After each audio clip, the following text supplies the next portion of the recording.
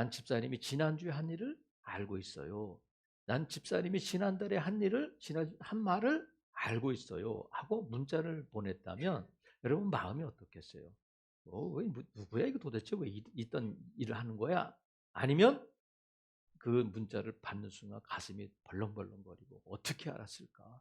누굴까? 하고 여러분 마음이 흔들리지는 않겠느냐 말이죠. 목회를 할 때 여러분 목회자에게 가장 필요한 학문, 도움이 되는 학문이 뭘까? 그래서 저는 이제 일반 대학을 4년 나왔잖아요. 고등학교를 졸업하고 신학대학을 가고 신학대학원을 졸업해서 30전의 목사가 되는 사람들이 있는가 하면 일반 대학을 갔다가 신학교를 가야 되겠다 해서 일반 대학을 진학하는 사람도 있는데 그때의 일반 대학을 갈 때에 고민이 뭐냐면 뭐를 전공하면 목회에 도움이 될까? 저 같은 경우는 목회할 생각이 없어서 일반 대학에 갔다가 그냥 왔습니다만 어, 그런 분들이 있더라고요. 내가 앞으로 목사가 돼야 되겠다 하고 아예 그냥 작정을 하고 기도하다가 대학을 가는데 어떤 분은 그러더라고요. 철학을 하면 어떨까?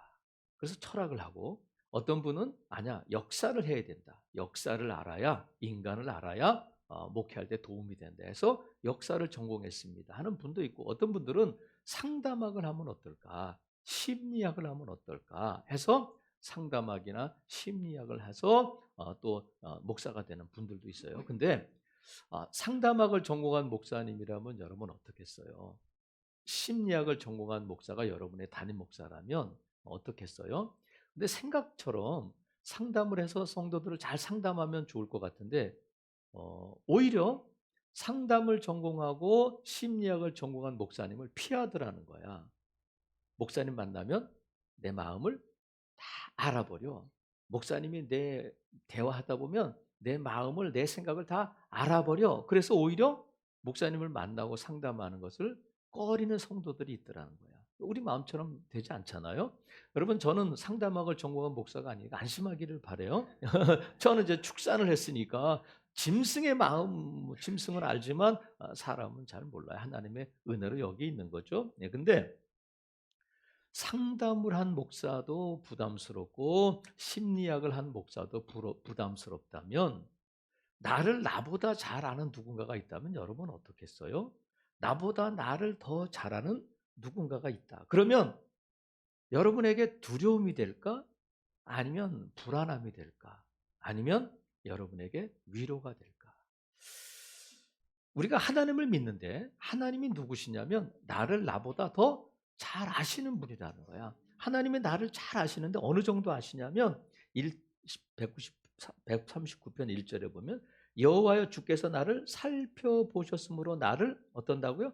아셔. 2절 주께서 내가 앉고 일어섬을 아신다는 거야. 멀리서도 나의 생각을 아셔. 나의 모든 길과 내가 눕는 것을 살펴보셨으므로 나의 모든 행위를 익히 하셔. 내가 앉고 서는 것, 내 생각도 또 내 행위도 아실 뿐만 아니라 4절 여호와여 내 혀의 말을 알지 못하는 것이 하나도 없으시. 이게 무슨 말이냐면 내가 입을 열기도 전에 무슨 말을 할지도 아신다는 거야. 그래 이렇게 잘 아시는 분이 여호와 하나님이신데 그렇다면 이 하나님이 여러분에게 어떤 존재로 다가오느냐 하는 거죠. 두려운 하나님. 모든 것을 아시니까 숨길 것이 없고 아이고 무서운 하나님 아니면 부담스러운 하나님 아니면 위로의 하나님일까? 여러분 지금 의사들하고 지금 정부하고 각을 세우면서 이렇게 대립하고 있잖아요. 의대 정원을 2,000명을 늘리겠다. 그러니까 의사들은 늘리면 안 된다. 하고 지금 뭐 전공의들이 파업을 하고 병원이 지금 정상 운영이 안 되고 그런 상황인데 의대 정원을 늘리는 것뿐만 아니라 정부와 의사들 간에 신경전을 벌이고 있는 것이 뭐냐면 수술실에 CCTV를 설치하느냐 마느냐 하는 것 때문에 오랫동안 지금까지 공방을 벌이고 있어요. 여러분은 어때요? 수술실에 CCTV를 설치해야 돼요? 말아야 돼요? 그러니까 의사들은 반대야. 왜 반대하냐면 어떻게 수술을 감시할 수 있느냐 하고 CCTV를 감시의 목적으로 받아들이는 거야. 근데 환자들은 어때요? 환영해요? 찬성해요? 반대해요? 환자들은 다 찬성해. 왜? CCTV가 우리를 보호해 줄 것이라고 생각하기 때문에 그래요. 그러니까 똑같은 CCTV인데 의사들은 감시용이라고 말하고 환자들은 보호용이니까 해야 된다. 이렇게 말하고 있어서 아직도 결정이 안 나고 있는 거예요. 하나님께서 우리를 CCTV가 아니라 인공위성이 아니라 지금 우리를 샅샅이 지금 보고 계시고 알고 계시는데 하나님 우리를 감시하시는 하나님일까? 하나님은 우리를 보호하시는 하나님일까? 하는 것을 우리가 어떻게 받아들이냐에 따라서 달라진단 말이죠. 여러분, 여러분에게 하나님은 감시자예요, 보호자예요?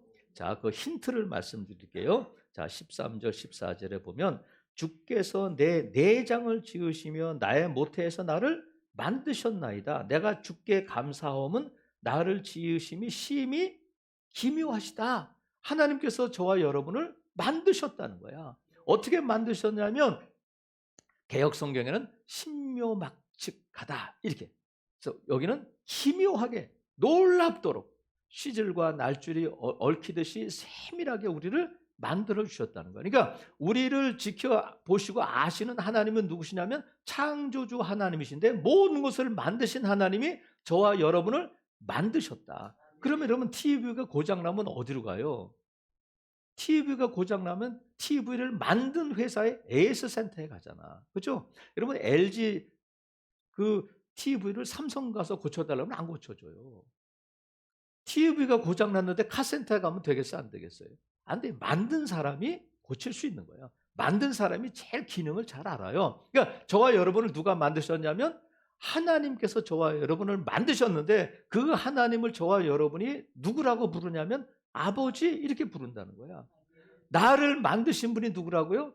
창조주 하나님 아버지 이렇게 부르니까 여러분 아버지가 그 아들과 딸을 감시하겠어요? 보호하겠어요? 보호해주. 그게 아버지의 마음이고 어머니의 마음이잖아. 부모가 자식을 이렇게 볼 때 잘하나 못하나 보자 이런 아버지는 어머니는 없잖아요. 어떻게 하면 안전하게 보호할까 해서 하나님께서 우리를 창조하시고 아버지가 되시기 때문에 우리는 하나님을 두려워할 필요 없이 하나님이 나를 아신다는 것이 저와 여러분에게 위로가 되어야 한다는 거야. 그렇다면 하나님이 나를 아시는데 나를 보호하시는 하나님이라고 믿는다면 어떻게 할까?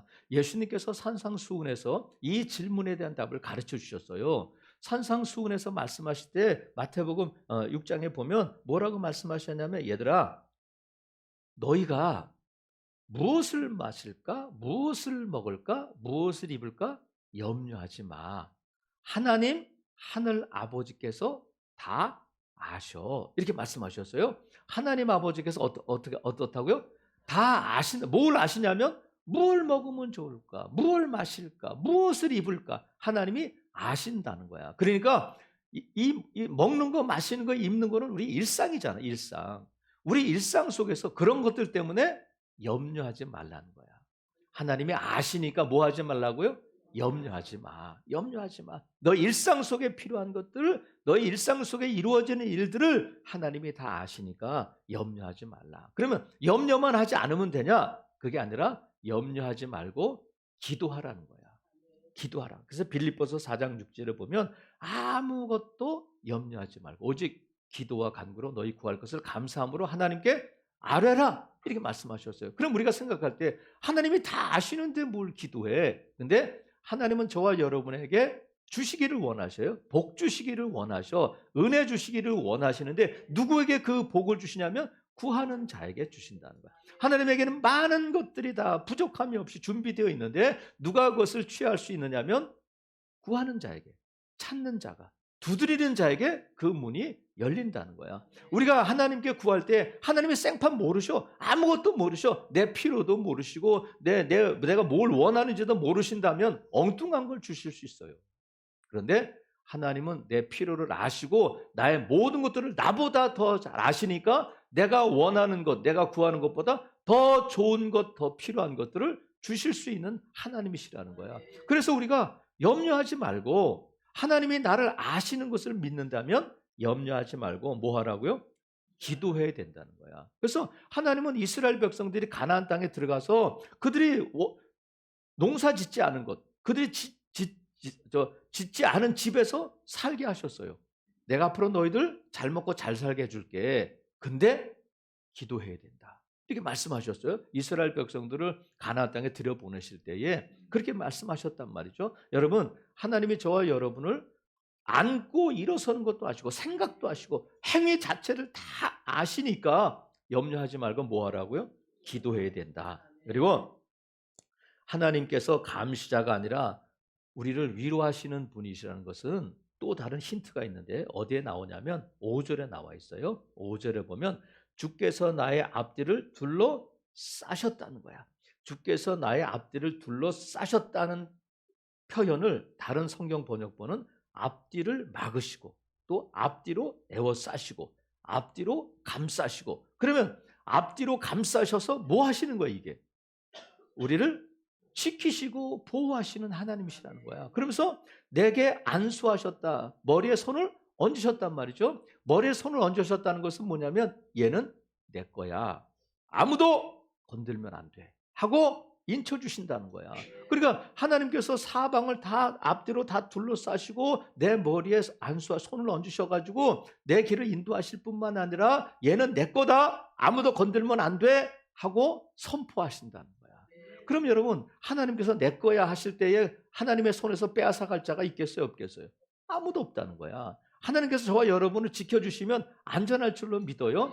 하나님의 사랑에서 끊을 자가 아무도 없다는 거야. 그래서 시편 기자는 이렇게 고백해요. 이스라엘을 지키시는 이는 졸지도 아니하시고 주무시지도 아니하시리로다. 그러니까 하나님께서는 저와 여러분을 지키시는데 어떻게 지키냐면 졸지도 않고 주무시지도 않고.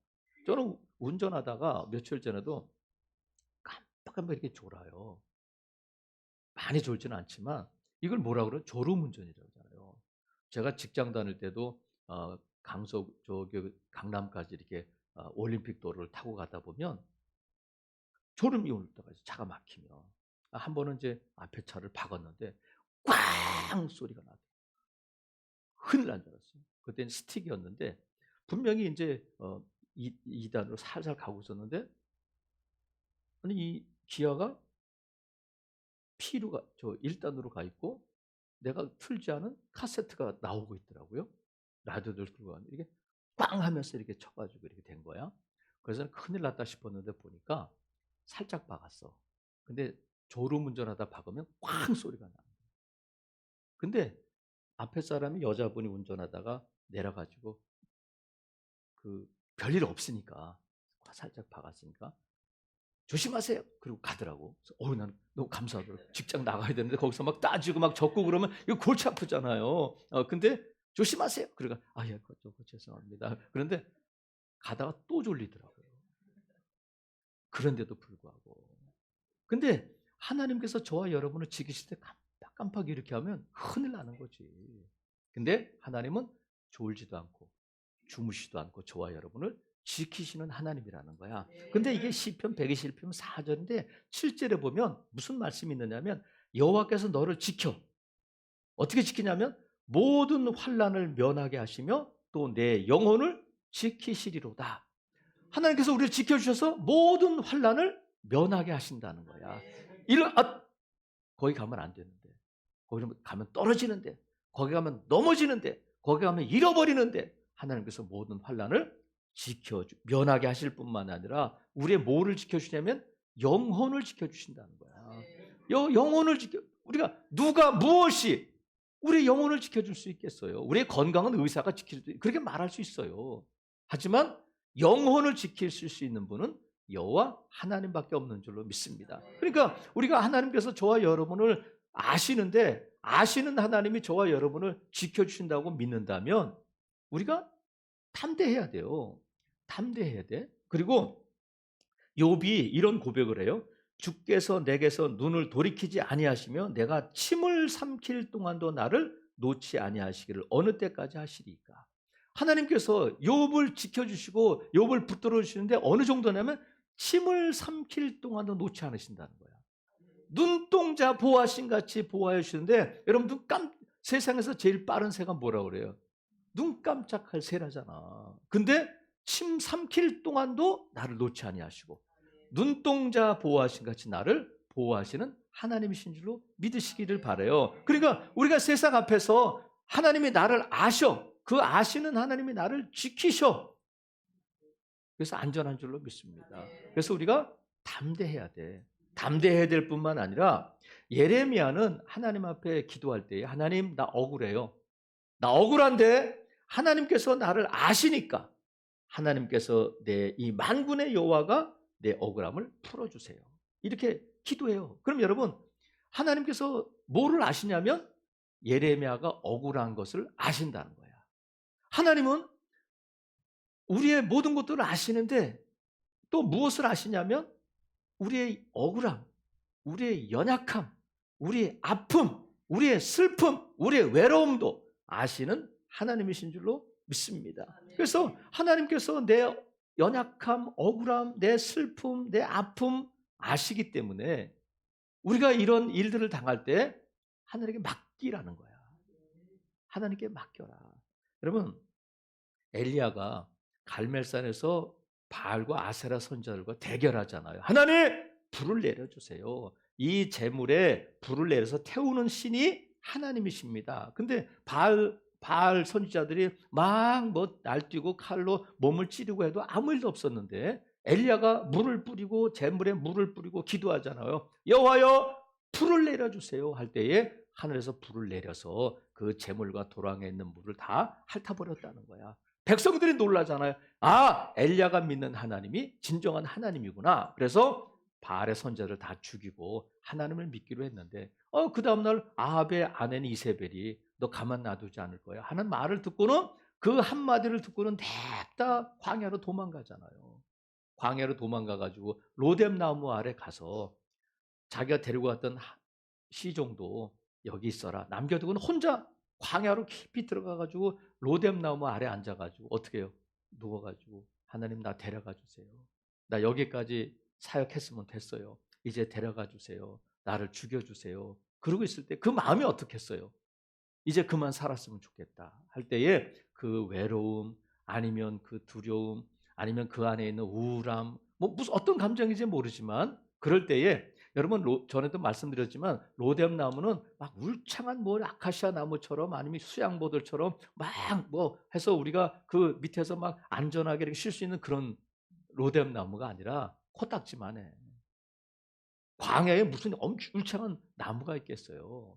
근데 그 로뎀 나무에 그 누워서 그 떼약볕 아래 누워 있는 엘리야를 누가 찾아오셨느냐면 하나님께서 찾아오셨어요.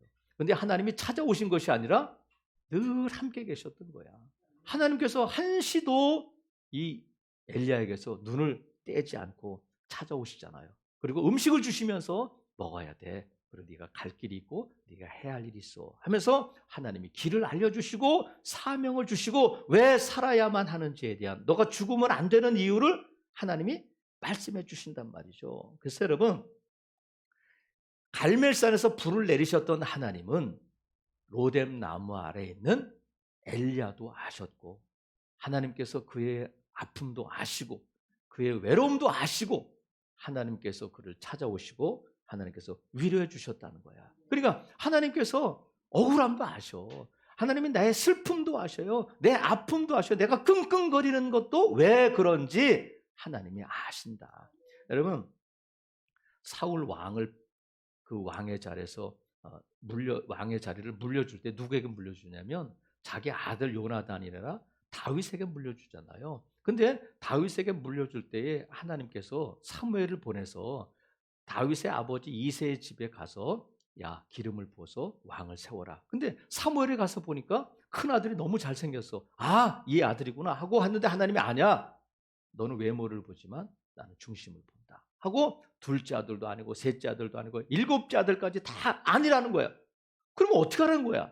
근데 사무엘은 몰랐잖아요. 근데 하나님께서 사무엘이 물어보잖아요. 이새에게 아들이 7밖에 없느냐? 한 명 또 있어요. 어디 있어? 들에서 지금 양 치고 있습니다. 막내가 양을 치고 있는데 사무엘은 몰랐지만 누구는 아셨냐면 하나님께서는 다윗이 양을 치고 있다는 것을 아시고 다윗을 불러오게 하셔서 다윗에게 기름 붓게 하셨단 말이죠. 그 다윗이 지금 이 시편 139편을 지금 짓고 있는 거예요. 하나님이 자기를 아셨어. 들에 양치고 있을 때 하나님이 아시고 자기를 불러주시고 하나님께서 그에게 기름 부으셔서 이스라엘의 왕이 되게 하셨다는 거야. 그래서 여러분, 하나님께서 저와 여러분을 아셔요. 일어서는 것, 앉는 것, 생각, 또 말하려고 하는 것도 모든 행위를 아신다. 근데 하나님께서 아시기 때문에 저와 여러분을 지켜주신다. 그러면 여러분 담대하시기를 바라요. 그리고 하나님께서 나의 아픔, 억울함, 슬픔을 아시기 때문에 하나님께 맡길 수 있어요. 살아가시는 여러분, 이 말씀이 저와 여러분에게 두려움이 아니라 위로의 말씀이 되기를 바랍니다. 하나님이 나를 아신다. 그런데 하나님께서 아론에게 명령하시기를, 야, 너희들은 말이야 이스라엘 백성들에게 이렇게 축복 기도를 해줘. 어떤 기도냐면, 여호와는 네게 복을 주시고 너를 지키시기를 원한다. 여호와는 너 얼굴을 너에게로 향하여 두사 은혜 베푸시기를 원한다. 이렇게 축복하라는 거야. 하나님은 저와 여러분을 지키시기를 원하셔요. 지키시기를 원하시는데 그 얼굴을 우리에게 향하여 비추사 이렇게 말씀하셨어. 그러니까 하나님은 늘 우리와 아이 컨택이야. 얼굴과 얼굴을, 눈과 눈을 마주 보고 이렇게 은혜를 베푸시고 지켜주셔요. 한시도 눈을 떼지 않으셔. 근데 하나님은 저와 여러분에게서 눈을 떼지 않는데 인간들이 자꾸 하나님의 눈을 피한단 말이죠. 하나님이 아담과 하와를 창조하셔서 에덴 동산에 두셨는데 하나님께서 선악을 알게 하는 나무의 열매는 따먹지 마라. 근데 따먹었어요? 안 따먹었어요?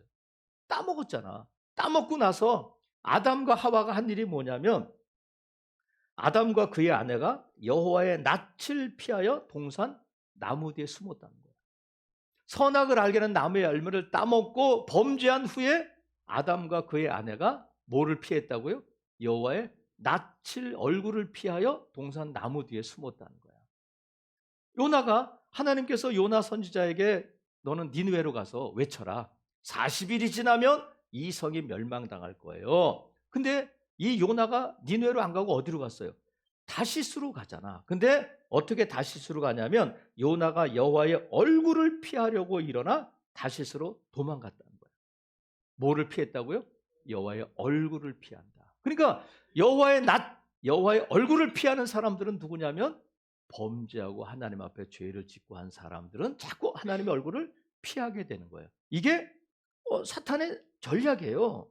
그래서 하나님과 우리 사이를 자꾸 갈라놓고 멀어지게 하고 하는 것이 사탄의 전략인데, 뭐를 통해서 그러냐면 죄를 짓게 되면 우리가 자꾸 하나님의 얼굴을 피하게 돼. 여러분, 아이들도 그렇잖아요. 잘못하면 어떻게 돼? 하나님, 자기 엄마나 아버지 얼굴을 똑바로 보지 못하고 그냥 딴 데 보고 이렇게 하잖아. 그러니까 지금도 여러분이 저를 안 보시는 분은 좀 수상해. 예? 딴 데 보고 이렇게 하시는 분은 지금 수상해. 근데 우리가 자꾸 엄마의 얼굴을 피하고 성도가 목사의 얼굴을 피하면 어떻게? 뭔가가 있는 거지 뭐. 설교 시간에 지금 저를 안 쳐다보시는 분은 뭔가가 있는 거야. 근데 자꾸 여호와 하나님의 얼굴을 피하려고 하는 사람들이 있다는 거야. 그래서 여러분, 이 하나님께서는 뭘 또 아시냐면 우리의 허물과 죄도 아셔요. 우리가 은밀한 중에 아무도 몰라. 이건 아무도 몰라. 나 혼자 있었어. 그런데 하나님은 아신다. 어떤 수도원에서 한 수도사가 제자들이 여러 명이 있는데 한 제자를 특별히 자꾸 이뻐하는 거예요. 이게 좀 사랑하는 거예요. 그래서 다른 제자들이, 아니 왜 우리 수도사 저 스승은 쟤만 저렇게 좋아하실까? 쟤만 챙길까? 그래가지고 불만들이 생기니까 하루는 이 수도사가 제자들을 모아놓고 참새 한 마리씩 이렇게 줬다는 거야. 주고 나서는, 야, 너희들 아무도 모르게 이 참새를 죽여가지고 와라. 아무도 보면 안 된다.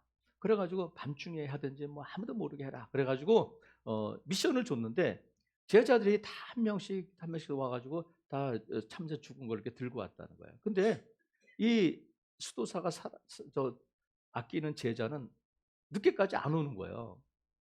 그래서 다 기다리고 있는데 그 제자가 이렇게 왔다는 거예요. 근데 죽은 참새를 들고 온 것이 아니라 여전히 살아있는 참새를 들고 왔다는 거예요. 아니 너는 왜 안 죽였어? 그랬더니 다른 제자들은 다 죽인 시체, 이 참새 죽은 시체를 갖고 왔는데, 그랬더니 그 수도 제자가 그러더라는 거야.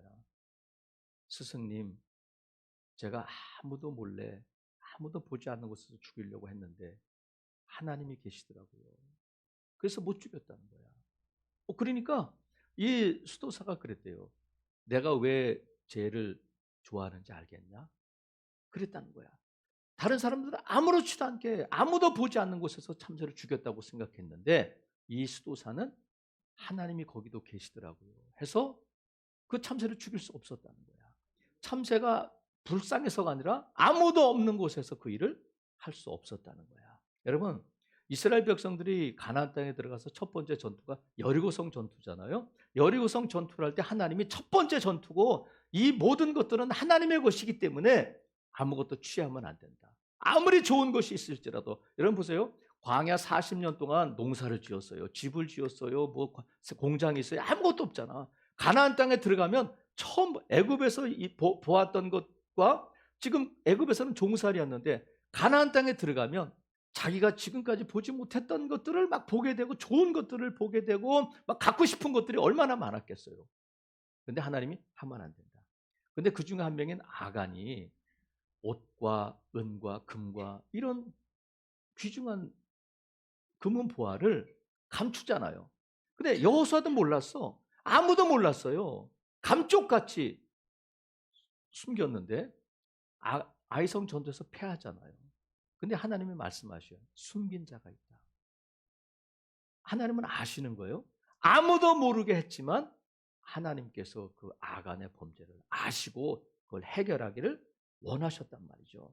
살아가시는 성도 여러분, 하나님께서 저와 여러분의 모든 것들을 아시기 때문에 우리는 소망이 있는 것이 뭐냐면 하나님이 내 죄를 아시기 때문에 내가 회개하면 용서할 수 있는 거예요. 하나님이 아시기 때문에. 그래서 우리가 하나님이 내 죄와 허물을 아신다는 것이 하나님의 낯을 피해야 할 일이 아니라 하나님께 회개하고 하나님께 용서함 받고 여전히 하나님과 함께 있어야 할 존재들이라는 거야. 그래서 여러분, 하나님 세상에서는 그러잖아요. 신문에 늘 잘못된 일들, 사고 치고 뭐 사람을 죽이고 하는 이런 일들이 신문에 날 때마다 어떻게 해요? 흉악범들이 나오면 아이고 어떻게 이럴 수가 있을까? 야, 전 사형 선고를 받겠다. 20년 받겠다. 무기징역 받겠다. 사람들이 놀래. 하지만 우리가 무슨 죄를 지은들 하나님이 놀라시는 죄는 없어요. 어떻게 그런? 아니 사람이 어떻게 사람은 법관은 검사는 신문 기자들은 놀랄 수 있지만 하나님은 우리가 무슨 죄를 지은들 놀라시지 않아요. 그래서 너희 죄가 주홍빛 같을지라도 양털같이 희게 되리라 말씀하셨어요. 그러니까 하나님 우리의 죄를 아시기 때문에 회개하면 용서해 줄 수 있단 말이죠. 그래서 여러분, 저와 여러분이 어떤 경우에도 하나님을 바라보는 일을 피하거나 포기하지 않기를 바랍니다. 그것을 뭐라고 부르냐면 코람데오다 그렇게 부르는 거예요. 코람데오가 뭐냐면 데오는 하나님이잖아. 코람 하나님의 얼굴 앞에서 하나님의 면전에서. 그러니까 우리의 신앙은 늘 어디에 있든지 내가 내 방에 있든지 직장에 있든지 아니면 어디에 있든지 혼자 있든지 누구랑 있든지 어떤 삶이냐면 코람데오 하나님의 얼굴 앞에서 사는 삶이라는 것을 기억해야 돼요. 그러니까 하나님이 내 앞에 계시고 하나님의 얼굴 앞에서 하나님이 나를 보시는데 감시하시는 하나님이 아니라 나를 지키시고 보호하시고 위로하시는 하나님이신 줄로 믿습니다. 그래서 여러분, 예수님께서 첫 번째 전도한 사람이 빌립이잖아요. 나를 따라와. 근데 빌립이 예수님을 만나고 나다나엘을 전도하잖아요. 나다나엘에게 한번 와봐 해서 나다나엘이 예수님께 올 때에 예수님이 말씀하셔. 야, 이는 참으로 이스라엘 사람이라. 그 속에 간사한 것이 없도다. 그 속에 간사한 것이 없도다 하고 예수님께서 말씀하시니까 나다나엘이 깜짝 놀라가지고 아니 나를 아세요? 처음 보는데 내가 무화과 나무 아래 있을 때에 내가 기도하며 내가 메시아를 기다리며 내가 기대했던 그 모습을 내가 봤다. 아신다는 거야. 이 말씀을 듣고는 나다나엘이 당신은 하나님의 아들 이스라엘의 임금이시군요 하고 두 말 없이 그 자리에서 예수님의 제자가 되고 마는 거예요. 아, 이분이라면 나를 아시는 분이구나. 이분이 메시아가 맞구나 하고 예수님의 제자가 된다고요. 여러분, 하나님께서 저와 여러분을 살펴보셔서 아시는데 앉고 일어섬을 아시고 내 생각을 아시고 내 모든 길과 눕는 것을 아시고 나의 모든 행위를 아시고 내가 무슨 말을 할지도 아시는 하나님이시다 하는 것이 저와 여러분의 큰 위로가 될 수 있기를 바랍니다. 하기 때문에 우리가 염려하지 말고 하나님께 기도하고 두려워하지 말고 하나님께 맡기고 또 어떤 죄가 있을지라도 하나님을 속일 수는 없다. 그래서 하나님 앞에 회개하면 하나님께서 저와 여러분을 용서하시고 하나님께서 저와 여러분을 여전히 사랑하실 줄로 믿습니다. 아무쪼록 여러분, 하나님이 나를 아시는데 나보다 나를 더 잘 아시는 하나님이시다. 그러니까 염려하지 않기를 바랍니다. 기도하시고 담대하시고 맡기시고 또한 어떤 죄가 있더라도 여러분 하나님 앞에 회개하심으로 용서함 받는 여러분 될 수 있기를 바랍니다. 그래서 우리가 하나님 앞에 하는 말은 이거예요. 오늘 설교의 제목, 주님 제 마음 아시죠? 한번 따라해보세요. 주님 제 마음 아시죠? 이것이 하나님 앞에서 어떤 경우라도 힘이 날 때에도 연약할 때도 슬플 때에도 우리가 죄를 지었을 때라도 하나님 앞에 긍휼을 구하는 기도가 뭐냐면 주님 제 마음 아시죠? 한 번 더 해보세요. 주님 제 마음 아시죠? 이 한마디와 함께 다시 힘을 내고 다시 일어서는 복된 성도들 되시기를 주님의 이름으로 축복합니다. 아멘.